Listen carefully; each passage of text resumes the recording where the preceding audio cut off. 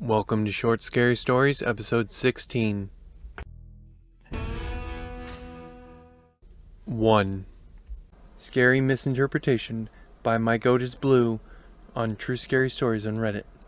Here's a story I've told a couple of friends, but never posted anywhere. Yet, a scary experience from a few years back, with a humorous ending. One night, I was up about 6 a.m. and hadn't slept. I was laying in bed on my phone, curtains drawn, and I heard jerky footsteps on the deck outside, like those of a person stumbling around under the influence of something. I was so scared that I couldn't move or check the window to see who it was or how they were doing. The footsteps got closer and closer to the front of the house, and then I heard knocking on the window. Not mine, the one next to the front door. I felt like my heart was gonna explode. I didn't think about the fact that it might be someone that needed help or someone that maybe just walked up to the nearest house for aid. I was too scared and assumed it was some crackhead or drunk, or maybe a serial killer. I knew that the front door was locked, although immediately after knocking on the window, the jerky footsteps took off running. Still, short of stumbling around on the wooden deck, I didn't hear anything else after that, and eventually I fell asleep. At lunch, my brother perked up and says, "I saw a deer this morning. It was right in front of the house. It took off when I knocked on the window." At least I got some closure. If you're enjoying these stories, please remember to like, comment, and subscribe. 2. Some Lingering Creep by Eligagio on True Scary Stories on Reddit. For what it's worth, here's some context.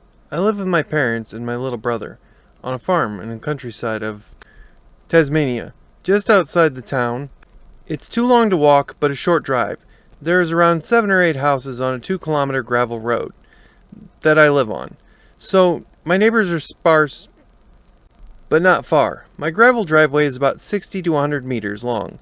At the bottom, where it connects to the main road, is about a 10-ish square meter shed to the right of a large 60-ish square meter shed to the left. Both these sheds and the road dock connects to the left and right of the driveway. They are owned by a man from the mainland. He's never here. So, it was probably last year, can't really remember. Dad and I was 17 or 18 at the time, we were heading home at night and just pulled up to the road at the bottom of the driveway. And Dad thought he could see movement in one of the little sheds, which is always locked and is occupied or used for anything. He stopped there and went to check it out. He tested the door and it wouldn't open and flashed his phone torch through the little window to the left. He would have only been able to see to the left of the window and not the right. Dad comes back and asked me if I saw anything, but I wasn't paying attention and I said no. He told me he thought he saw a head move out of the way when the light of his car shined into the shed. We moved past this and assumed it was nothing. Fast forward either a few days or a couple of weeks later, it was late at night and I was addicted to this YouTube, so I was up watching some nonsense as usual. I heard what sounded like walking on the gravel outside my bedroom. I live in a shed. My bedroom is at the front and connected to the front driveway. There's a picnic table out there at the front of my room, and the barbecue is too. I thought nothing of it because, 1, there are a million wallabies, or probably I would heard them jumping around all the time. And not to mention that we have cats that are free to come and go as they please. And there are possums too. I wasn't going to let my anxiety keep me up for too late. I decided that it was probably just an awkward animal and went back to YouTube. And the sound stopped. Whatever the sound happened again, and I stopped and listened to it. Whatever, and again a third time. It was then that I realized that there have never been any animals that walked in this pattern, so I started getting a little anxious, and I turned off my iPad and listened. My senses were heightened. It was human footsteps. I knew it was familiar. The footsteps were lingering around outside of my bedroom, and that's what makes it worse. It is my room and has a glass door that leads outside. And I sleep with my curtains open right where I could hear the footsteps.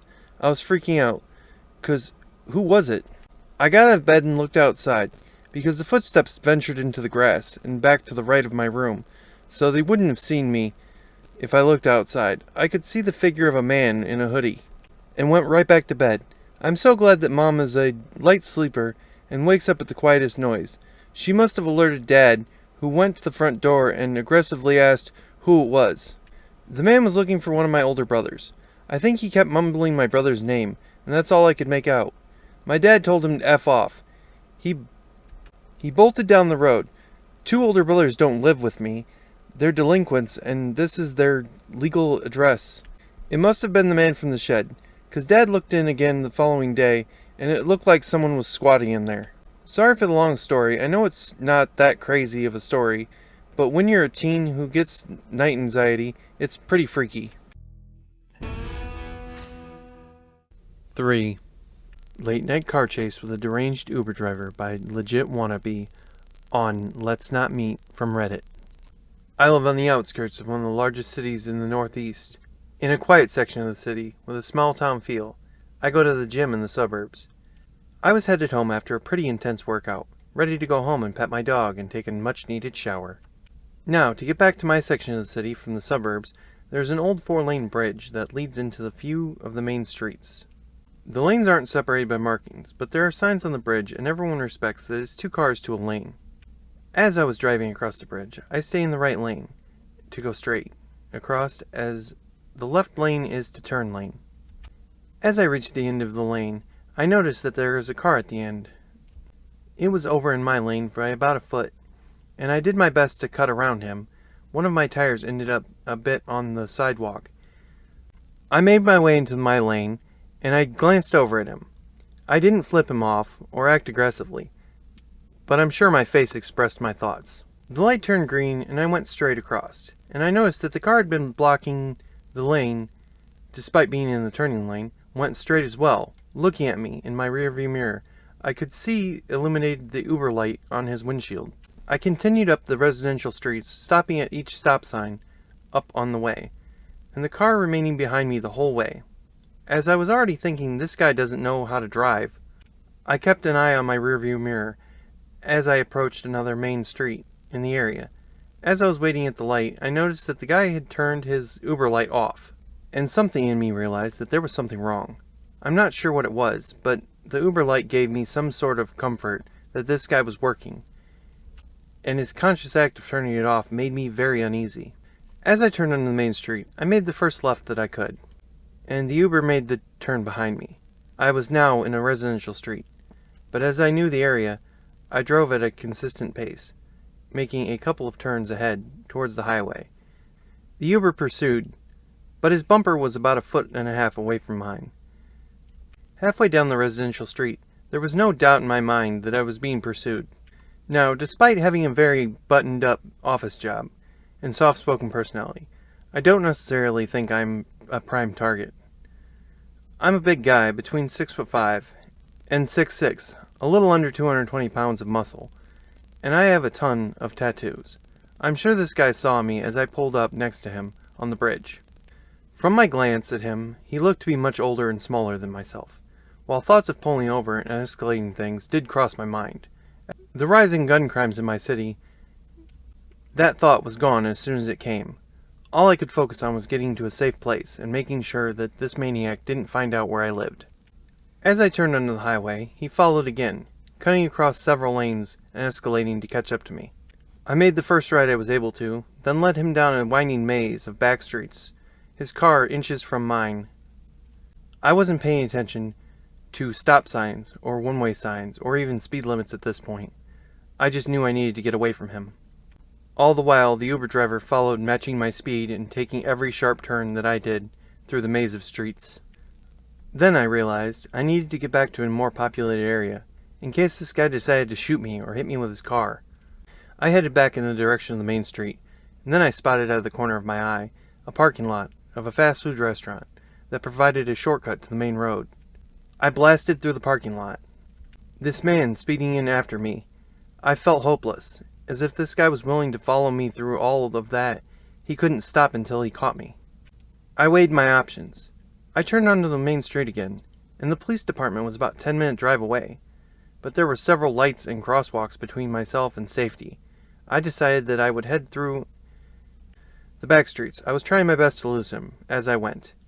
I didn't want to give this guy an opportunity to get out of his car in a red light and hurt me. I had to head in that direction and pray we didn't hit any red lights. I'd rounded the corner out of the parking lot, and my worst case scenario was realized. A red light, with a car already stopped. I don't one way to my left, with a car ready to make a turn. I know it was irresponsible, but I didn't hesitate. I merged into the oncoming lane and made a left going the wrong way down a one-way residential street. A few beeps from the other cars around me rang out, but I didn't care. I just prayed that I made an irresponsible enough maneuver to throw this guy off, and created enough confusion to get away. I looked in my rearview mirror and didn't see any headlights. I drove to the end of the block, and I made a few random turns down some side streets, pulling into a parking lot of an apartment complex and turning my car off. My adrenaline was winding down, and I couldn't stop shaking. I laid my seat all the way back and called the non-emergency line. The lady who answered the phone was entirely unhelpful and directed me to 911. I gave them a description of the car and the guy, whose face I couldn't recall. Well, the police told me that they were just going to write it up as a disturbance. They told me to drive home, as some time had passed between the chase ending and their getting to me. Being the ever-paranoid person that I am, I parked for several blocks down from my house, changed clothes in my car, and put a hat on, and walked home. I was on the lookout for this guy in his car the whole way. I thought I saw a car turn left down another block as I walked, but I told myself that even if it was him, he wouldn't be able to recognize me outside of my car. And now that I'm home, typing this up, my large dog next to me, and a drink in my hand, I feel helpless. I'm scared to drive my car in the city. I might run into this crazy person. I'm scared of what he might do to me. I'm worried that this guy will drive around and see my car, find out where I live, and try to come after me or my family. I've never felt this vulnerable in my entire life. I've never considered purchasing a weapon, but this encounter is making me consider it.